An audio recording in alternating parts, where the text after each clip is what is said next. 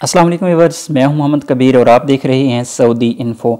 Saudi अरब में पाकिस्तान के सफ़ीर राजा अली एजाज ने कहा है कि सऊदी वली अहद मोहम्मद बिन सुलेमान के दौरा पाकिस्तान के दौरान किए गए ऐलान के तहत सऊदी जेलों में कैद पाकिस्तानियों की रिहाई के हवाले से पेश रफ्त हो रही है। उनका कहना था पाकिस्तानी कैदियों की रिहाई के हवाले से माह रमज़ान में अच्छी खबर मुतवक्के है। जद्दा में पाकिस्तानी कौंसलेट की जानिब से जारी होने वाले बयान के मुताबिक राजा अली एजाज जद्दा के मकामी होटल में अपने एजाज में दिए गए एक इशाइया से खिताब कर रहे थे।